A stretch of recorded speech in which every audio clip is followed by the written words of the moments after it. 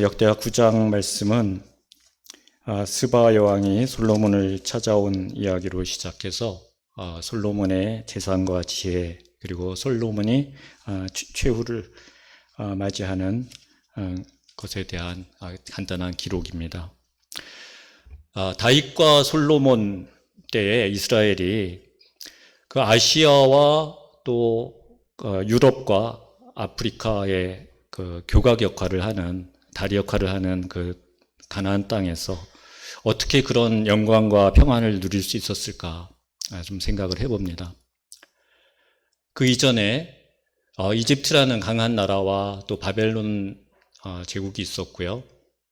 또 이집트를 몰락시킨 히타이트족이 있었습니다. 그런데 그 거대했던 제국들이 다윗과 솔로몬 시대에는 없었습니다. 물론 그 이전의 시대, 사사기 시대에 크고 작은 나라들이 힘을 키워서 이스라엘을 괴롭혔지만은 다윗과 솔로몬 때에는 그들을 대적할 만한 적들이, 그렇게 강한 나라들이 없었습니다. 하나님의 섭리가 있었던 것이죠. 그래서 시내산 언약 이후에 제사장 나라로서의 역할을 가장 멋지게 할 수 있는 그런 시기였습니다.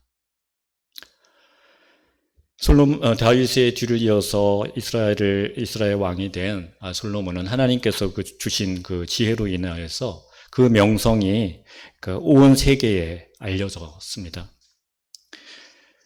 이스라엘의 강력한 국력과 그 왕의 지혜가 그 당시 또 하나의 강력한 국가였던 스바의 여왕에게 알려졌습니다.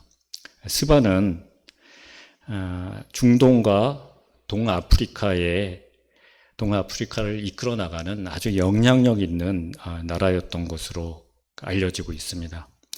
고고학적인 증거를 보면 스바는 기원전 900년에서 450년 사이에 아라비아에서 그 번영을 구가하면서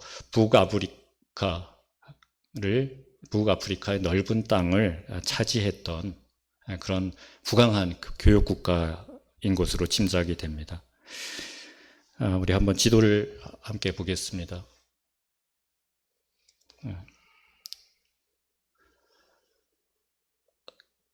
가나안 땅, 이스라엘에서 남동쪽으로 가면은 사우디아라비아죠, 지금의. 그 아라비아 사막을 지나서 끝쪽에, 인도양 끝에 연해 있는 나라가 예멘입니다. 그 예멘의 남쪽. 그곳을 본거지로 해서 지금 이렇게 제가 마른 목골 그려놨는데 그 지역을 거의 포괄하는 그런 넓은 영토를 가지고 있는 나라가 바로 스바였습니다. 그래서 아프리카의 나라라 그래서 이제 때로 어떤 영화들이나 그림들을 보면 스바의 여왕을 흑인으로 그리고 있는데, 또는 영화에서는 또 백인으로 그리기도 하고요. 정확히 얘기하면 거기도 동양인이죠. 황인 쪽에 가깝습니다. 그리고 혈적적으로도 보면 조금 이따가 얘기하겠지만 셈의 후손입니다. 바로 우리가 읽은 장 앞장인 8장 마지막 절에 보면 후람이 솔로몬의 종들과 함께 오빌에 이르러서 거기서 금 450달란트를 얻어서 솔로몬 왕에게 가져왔다, 이렇게 기록하고 있습니다. 열왕기상 9장 28절에서도 동일한 기록을 하고 있는데 거기에서는 또 420달란트를 가져왔다 그래요. 하여간 3,000톤에 가까운 어마어마한 양의 금입니다. 지금 시가로 따져보면은 제가 계산을 안 해봤는데 이전에 계산한 거 보니까 2천억 그렇더라고요. 그런데 그때로부터 지금 시세가, 금 시세가 한 3배 가까이 오른 것 같아요. 그럼 한 6천억 정도 어림잡아서. 하여간 어마어마한 금을 들여왔던 것으로 보입니다. 그 금을 가져온 그 오빌이 앞에 지도 다시 한번 보여주겠어요? 여기 보면은 현재의 예멘 아래쪽에 아덴만 작전이 있었죠. 우리 소말리아 해적들에게 우리 선원들이 비슷한 걸 특공대원들이 가서 구출해낸 바로 그 사건이 있었던 그 유역입니다. 여기라고 대체로 많은 사람들이 추정을 합니다. 그렇다면 아마 오빌은 스바 여왕 영토 안에 있었던 것인 셈이죠. 그렇지만 뒤에 기록을 보면 그런 것 같지는 않아요. 그래서 어떤 이는 이 오빌이 남아프리카 쪽이다, 또 어떤 이는 인도 쪽이다, 또 심지어 필리핀이다, 이렇게 각각 여러 가지로 추정을 합니다.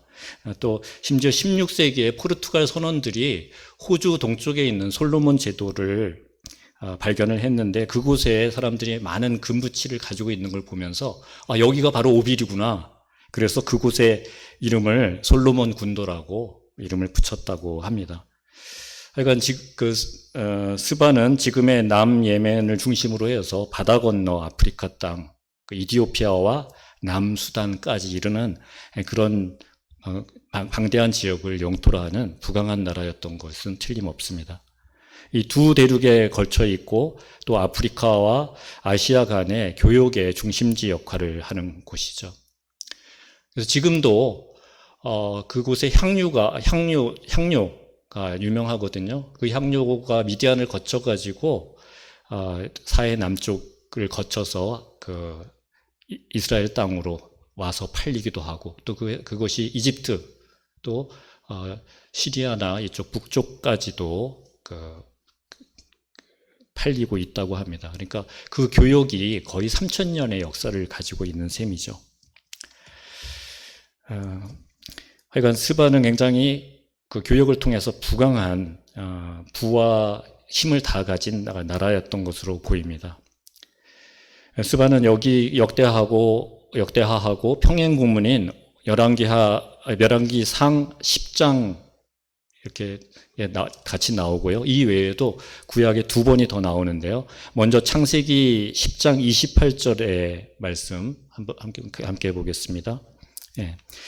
10장 22절에서 28절에 보면 24절에 아르박삿은 셀라를 낳고 셀라는 에벨을 낳았고 또 에벨은 두 아들을 낳았다. 아르박삿은 셈의 아들 중에 하나죠. 그래서 이 에벨이 두 아들을 낳고 하나의 이름은 벨렉이라 하였다 그랬죠. 에벨은 히브리라는 말에 어원이라고 주장하는 사람도 있는데 그렇지는 않은 것 같은데요. 어쨌건 그 에벨의 아들 중에 벨렉이 있고 그 다음에 욕단이 있는데 벨렉의 후손 중에 아브라함이 있죠. 그리고 욕단 26절에 보면 욕단은 13명의 아들을 낳았다고 쭉 기록되고 있는데 그 중에 27절 마지막에 스바라는 이름이 나오죠. 네. 그래서 그들이 거주하는 곳은 메사에서부터 스발로 가는 길의 동쪽 산이었더라. 여기가 정확히 어디인지는 모르지만 하여간 동쪽인 거예요. 그러니까 예멘 지역이 거의 확실하다고 볼 수가 있는 것이죠. 하나 넘겨주십시오. 이 족보를 정리한 도표가 이건데 너무 작아서 잘 안 보이나요? 여기 보면은 욕단 가운데 있는 별표 여러 사람 13명의 인명이 있는 그 위가 바로 욕단이죠. 그 욕단은 에벨에서 갈라져 가지고 오른쪽 위에 쭉 내려가서 다윗의 별 있는 데까지 거기가 지금 이스라엘이거든요. 야곱의 이름이거든요. 이렇게 혈족적으로 보면 그렇게 먼 관계가 아니라는 것을 알 수가 있습니다. 이스라엘은 벨렉의 후손이고 벨렉의 동생이 욕단인데 욕단의 13아들 중에 하나인 스바가 정착한 땅이 스바다라고 추정할 수가 있는 것이죠. 이스라엘 조상의 아브라함의 뿌리인 아르박삿을 공통의 조상으로 하고 있는 것입니다. 또 한 번은 스바라는 말이 어디 나오냐면 요엘에 나옵니다. 그러니까 요엘 선지자를 통해서 두로와 시돈과 블레셋에게 경고하실 때 스바가 언급되고 있습니다. 요엘 3장 8절 함께 읽어보겠습니다. 너희 자녀를 유다 자손의 손에 팔리니 그들은 다시 먼 나라 스바 사람에게 팔리라. 여호와께서 말씀하셨느니라. 네. 스바라는 나라가 굉장히 힘이 있는 나라라는 것을 이 말씀을 통해서 추정을 해볼 수가 있을 것입니다. 중동 아시아와 아프리카 지역에서 굉장히 영향력을 끼치고 있었던 그런 나라라는 것을 충분히 짐작하게 할 수 있는 그런 구절입니다. 그러니까 그 대단한 나라의 여왕이 솔로몬을 찾아왔습니다. 물론 스바의 여왕만 솔로몬을 찾아온 것이 아니죠. 열왕기 4장 29절부터 31절 띄워주십시오. 네. 여기 보면 솔로몬의 지혜가 동쪽 모든 나라의 지혜와 애굽의 모든 지혜보다 뛰어났다. 그래서 모든 사람보다 그가 지혜로워서 각 곳에 그의 이름이 사방 모든 나라에 들렸더라, 알려졌더라. 그렇게 이야기하고 있습니다. 그리고 역대하 오늘 그 본문 뒤쪽으로 쭉 넘어가서 그 22절 17절부터 21절 아니군요. 이건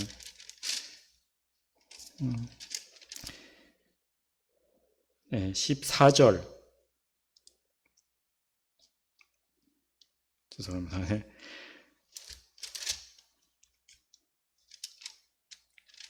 네. 하여간 그 솔로몬의 명성이 그 온 세계에 퍼져 나가서 그를 만나고자 하는 많은 사람들이 그를 찾아왔던 것이죠. 그래서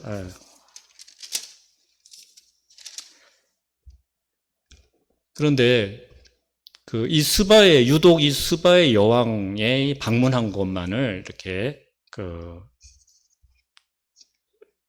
열왕기상이나 열왕기상 10장이나 역대하 9장에서 이렇게 다루고 있는 이유는 무엇일까요?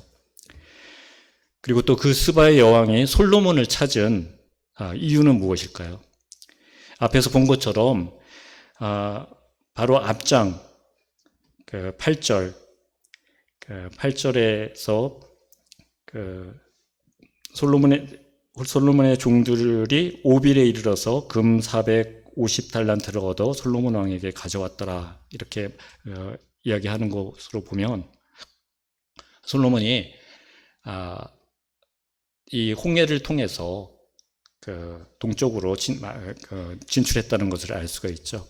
그래서 아까 얘기한 것처럼 오빌이 스바의 영토 안에 있건 아니면 그 다른 곳에 있건 그러니까 그 스바의 영토 사이를 그 좁은 해협을 지나가야만 어디든 갈 수가 있습니다. 그래서 솔로몬이 띄운 배들이 그곳을 스바의 영해를 지나다녔다라는 것을 의미하죠. 그래서 그 당시 스바는 인도와 아라비아 그리고 동아프리카 해상무역의 중심지 역할을 했습니다. 그리고 또 그 바다를 통해서 배를 통해서 들여온 물건들을 아라비아 사막을 통해서 대상로를 통해서 낙타를 타고 이집트나 다메섹이나 가사에 이르기까지 수많은 물품들, 사치품들을 운송하고 장사를 하면서 많은 이익을 남겼죠. 그리고 번성하고 있었던 그런 나라입니다. 그런 나라의 왕의 입장에서는 이 솔로몬의 위세가 위협이 되었겠죠.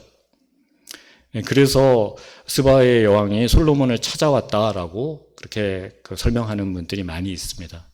그러나 그런 정치적 이유, 국제 관계에 따른 이유보다는 더 큰 이유가 있다는 것을 본문은 분명하게 말해주고 있죠. 1절을 보시면 스바 여왕이 솔로몬의 명성을 듣고 와서 어려운 질문으로 솔로몬을 시험하고자 하여 예루살렘에 이르니 매우 많은 시종들을 거느리고 향품과 많은 금과 보석을 낙타에 실었더라. 그가 솔로몬에게 나와 자기 마음에 있는 것을 다 말하매.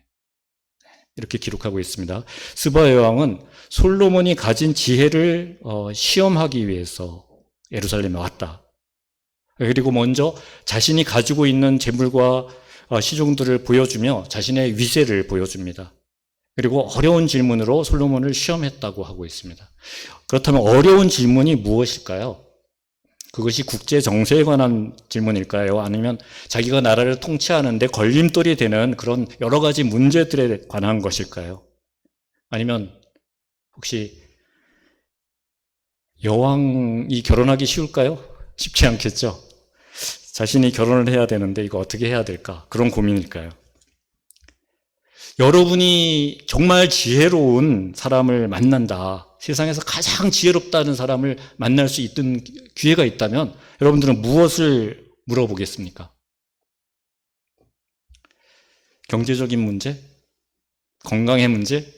자녀 진로에 관한 문제? 또는 배우자와의 불화 문제? 아니면 가족 구원을 어떻게 해야지 이룰 수 있습니까? 하는 그런 문제. 어떤 문제를 지혜로운 사람에게 물어보겠습니까? 이번 주 영상 메시지에서 우리 정윤아 선생님 다녔던 그 춘천여고, 제가 그 이웃에 있는 춘천고등학교를 다녔습니다. 그 당시 17살, 고등학교 1학년 17살의 나이에 그때 제가 솔로몬을 만났었다면 이런 질문을 했을 것 같아요. 그때는 제가 도저히 해결할 수 없었던 나 자신의 존재에 관한 의구심. 왜 살아야 하지? 무엇을 위해 살아야 하지? 인생의 목적은 무엇이고 종착점은 어디지? 저는 그런 생각을 했습니다. 내가 살고 있는 이 지구 얼마나 넓습니까? 근데 그 지구에서 조금만 멀리 달 정도만 가서 봐도 지구는 하나의 공 같은 정도에 불과하고요. 또 태양에서 보면 정말 하나의 점으로도 보이지 않는 아주 작은 존재, 미미한 행성이죠. 그리고 태양계를 포함하고 있는 은하계 그 전체의 입장에서 보면 얼마나 미약하고 얼마나 보잘것없는 그런 티끌보다 더 작은 그런 땅입니까? 게다가 그 수많은 우주들을 다 포함하는, 그 수많은 은하계를 다 포함하는 우주, 그 가운데 지구라는 행성은 너무나 작고 작은, 그 작고 작은 땅 위에 발 딛고 살아가고 있는 나는 과연 누구인가? 그리고 저는 저 자신을 들여다 보았습니다. 저를 이루고 있는 70조 개의 세포, 그 세포 하나하나가 여러 개의 또 분자로 이루어져 있죠. 그 분자는 원자로 이루어져 있고요. 그 원자를 쪼개면 원자핵과 전자, 아주 작은 미립자. 그것들 외에는 전부 공간이잖아요. 빈 공간이잖아요. 그렇다면 나는 도대체 무엇인가? 내가 정말 느끼고 내가 생각하고 있는 것이 과연 실제인가? 너무나 허무하고 모든 것이 부질없어 보였습니다. 끝없이 생각해봐도 끝없는 시간과 공간 속에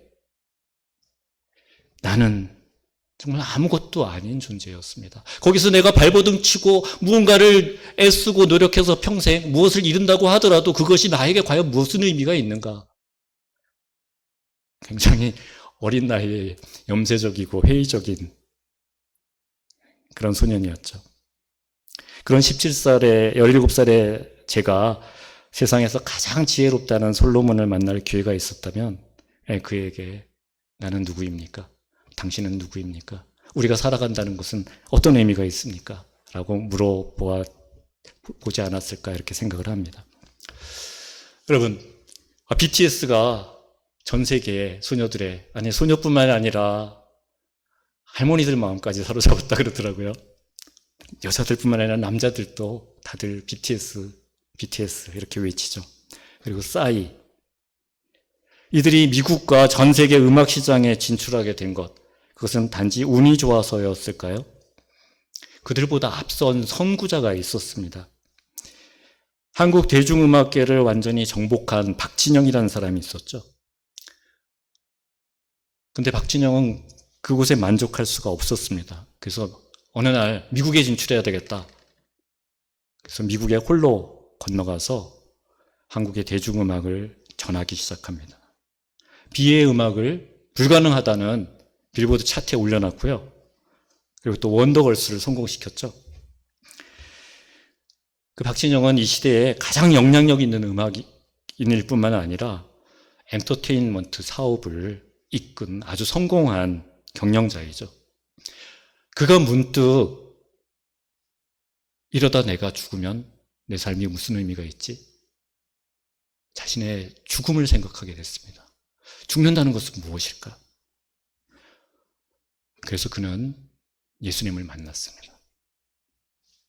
또 삼성의 창업자 이병철 회장님, 죽기 전에 24개의 질문을 남겼다 그랬죠. 그게 뭐 책이 되어서 나오기도 했다 그러는데 1987년에 세상을 떠나기 한 달 전에 어느 신부에게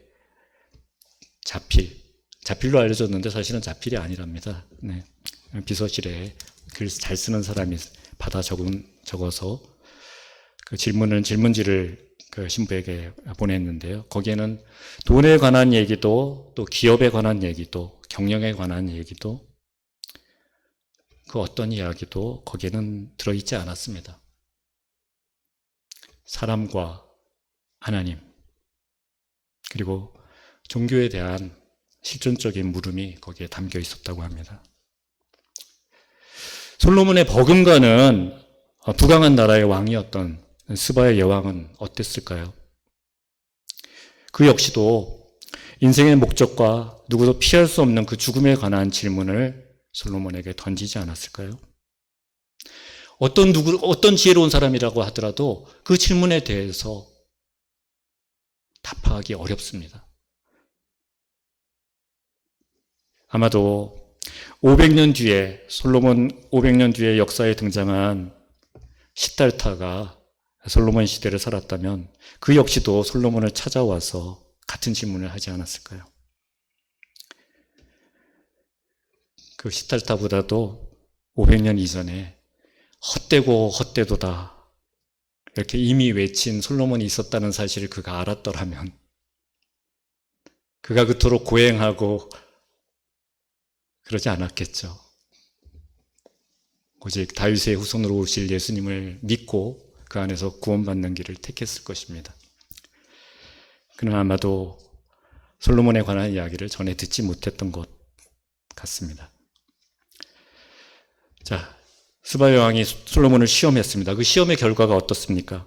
본문 2절은 이렇게 기록하고 있습니다. 솔로몬이 그가 묻는 말에 다 대답하였으니 솔로몬이 몰라서 대답하지 못한 것이 없었더라. 하나님이 주신 지혜를 가진 솔로몬 왕이 몰라서 대답하지 못한 것은 없었습니다. 그렇습니다. 하나님의 지혜는 모르는 것이 없고 해결하지 못하는 것이 없는 것입니다. 그 결과 스바 여왕은 솔로몬의 지혜에 압도당했죠. 이어지는 3절, 4절 함께 읽습니다. 스바 여왕이 솔로몬의 지혜와 그가 건축한 궁과 그의 상의 음식물과 그의 신하들의 좌석과 그의 신하들이 도열한 것과 그들의 공복과 술 관원들과 그들의 공복과 여호와의 전에 올라가는 층계를 보고 정신이 황홀하여. 뒤에 있는 그림 좀 보여주십시오. 자, 방금 읽은 말씀과 이 그림 무엇이 차이가 나죠? 참 잘 그린 그림 같습니다. 실제 모습과 얼마나 가깝게 그렸는지 모르겠지만 정말 멋지게 그렸어요. 스바 여왕을 정말 황홀하게 한 장면인 것 같습니다. 그러나 그런가요? 이 그림과 방금 읽은 본문의 결정적인 차이가 무엇이죠?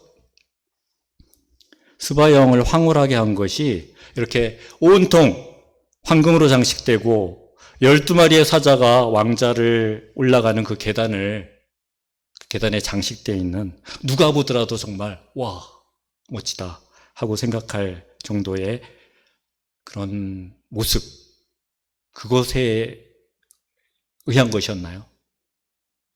어떤 차이가 있죠? 사실 이 그림은 이 본문을 토대로 했다고 보기 어렵습니다.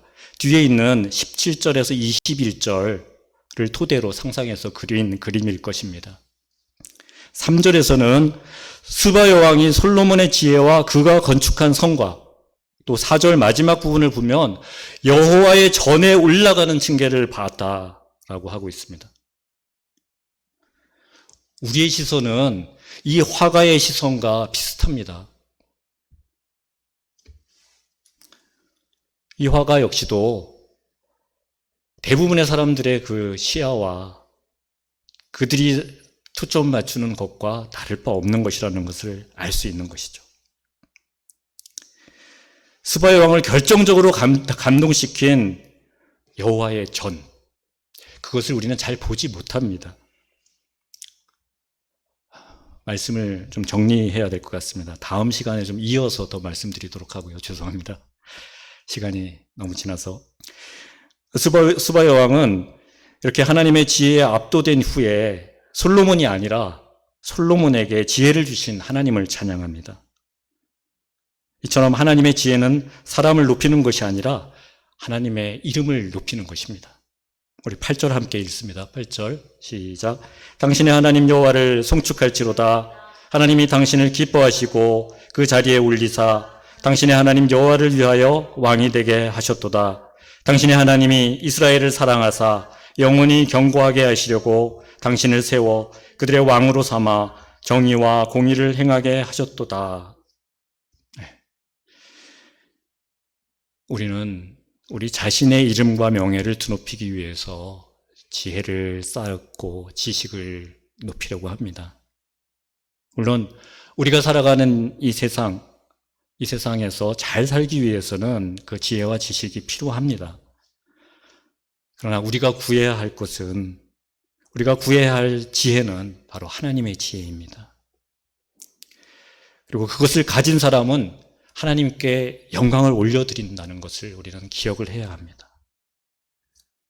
우리 오늘 하나님이 우리에게 주시는 지혜를 간구하는 시간을 가지기 원합니다. 스바 여왕의 모든 어려운 질문에 막힘없이 다 대답했던 솔로몬과 같이 지혜를 주십시오. 그 지혜를 나누는 자가 되게 하여 주시옵소서. 누구든지 삶의 이유에 대해서 묻는 자에게, 누구든지 하나님이 정말 살아계시냐 묻는 자에게 막힘없이 대답할 수 있는 그런 지혜를 우리에게 허락하여 주시옵소서. 그래서 내가, 그리고 내 자녀가, 내 가족들이, 내 모든 이웃들이 하나님의 그 지혜로 말미암아 살아갈 수 있기를 하나님 앞에 구하는 그런 기도의 시간이 되기를 간절히 원합니다. 기도하겠습니다. 하나님 아버지, 우리의 모든 삶에 하나님 아버지와 또 하나님 아버지께서 우리에게 허락하신 것들, 우리에게 주신 것들만 자랑하게 하옵소서. 내 스스로가 무엇인가 이룬 것처럼 목이 뻣뻣해지는 그런 교만한 삶을 살지 않도록 우리의 마음을 지켜주시옵소서. 하나님만이 제 삶의 유일한 이유이고 목적입니다. 하나님이 계셔서 제가 있고 하나님이 계셔서 제 삶의 의미가 있습니다. 그 삶의 목적을 잃고 방황하는 어리석은 자들을 위해서 솔로몬에게 지혜를 주셨고 또 우리에게 지혜를 주셨습니다. 그 지혜를 더욱더 많이 받기를 원합니다. 그리고 그 지식을 더 많이 쌓아가기를 하나님께서 우리에게 원하신다는 것을 압니다. 하나님, 간구하오니 우리가, 그리고 우리의 다음 세대가 하나님께서 주시는 그 지혜로 충만하게 살아갈 수 있게 하여 주시옵소서. 묻는 것에 대해서 다 대답하고 스바 왕이 소원한 그 모든 것을 다 준 솔로몬처럼 우리가 누구에게나 무언가를 받은 이상으로 담례할 수 있게 하여 주시옵소서. 또 주께서 주신 모든 지혜와 삶의 자산을 나누기를 원하는 자가 있다면 그 누구에게나 원하는 대로 다 나눠줄 수 있는 넉넉하고 지혜로운 자로 살아갈 수 있게 하여 주시옵소서. 이 시간 주님이 주시는 지혜로 정말 세상이 감당치 못할 풍성한 삶을 살아가기를 원하는 우리의 기도에 응답하여 주시옵소서. 이 시간에 다른 것을 구할 것이 아니라 솔로몬처럼 오직 하나님의 지혜를 구하는 슬기로운 기도자가 될 수 있도록 우리 모두의 마음을 성령님께서 이끌어 주시옵소서. 감사드리며 우리 주 예수 그리스도의 이름으로 기도합니다. 아멘.